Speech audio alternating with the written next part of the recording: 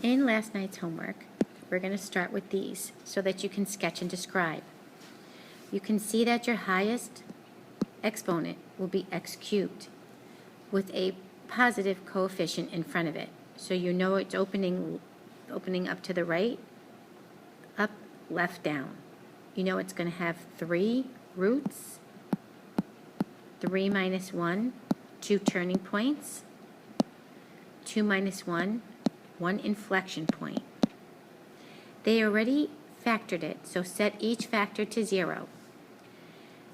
You're going to see when you take the square root of 0, you get a 0, so there's your double root.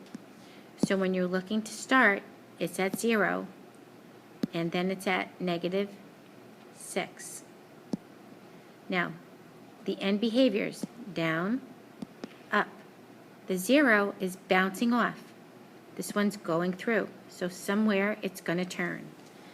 And now when you graph it in your y equals, you can find its relative max, its relative min. Do your increasing, decreasing from your max and mins. It's going to increase from negative infinity to negative 4, and it's going to increase from 0 to infinity. It's going to decrease from negative 4 to 0, and there's my inflection point. I've got a concave down and a concave up, and they meet. So you've got to take the average of that.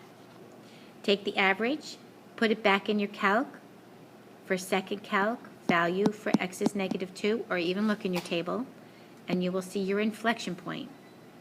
Your inflection still goes as the halfway point, and we need the x and the y, but to find the concavities, we only use the x values. So we're concaving down from negative infinity to that x value of negative 2. We're concaving up from negative 2 to infinity.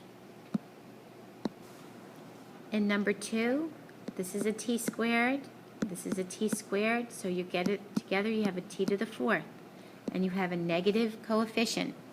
So it tells you they're both opening down, the end behaviors go down with 4 zeros.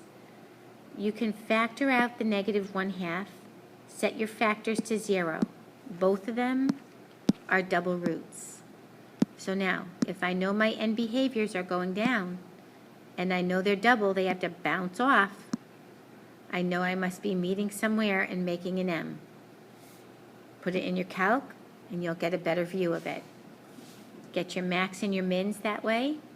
These are absolute max points at your zeros, so your domain is going to be from negative infinity to infinity, and your range is going to be from negative infinity to 0. You're increasing from negative infinity to negative 4, and from 0 to 4. You're decreasing is from negative 4 to 0, and from 4 to infinity. You have a concave down and another concave down, and in between a concave up. So here's where you have to meet them halfway. You have to share that side, so you share things at the midpoint, halfway. To find your midpoint, you add the x's, divide by 2. Then put it in your calc, second calc, and find your y value. Your concave up and your concave down go by your x values. So you can see here from negative infinity to negative 2, and 2 to infinity, we're a concave down. We concaved up in that middle from negative 2 to 2. In 105, this time you have to find the factors, but you see the highest is an odd with a positive coefficient. So down on the left, up on the right. Factor, set your factors equal to 0. You're at 0, negative 2, positive 2. Down on the left, up on the right. None of these are doubles, so they all have to go through this axis. And for this to come through, it would have to meet this way. So we put it in our calc, we find our relative mins, your domain is all real numbers, your range is all real numbers. Your domains take care of all the numbers that we cover, and the range, all the y values are covered. So find your relative mins and your relative max, and 3 decimals on those. You have a concave down and a concave up, so they're going to share. There's your inflection point at the 0, 0. So you're concaving down from negative infinity to 0 and up from 0 to infinity.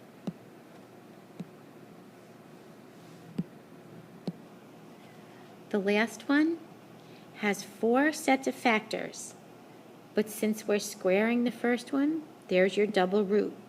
So that's 2, 3, 4. 4 roots, positive coefficient, so they're both opening up at the ends.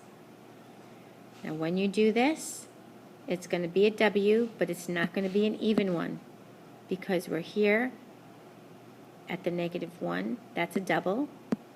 So that's going up and bouncing off.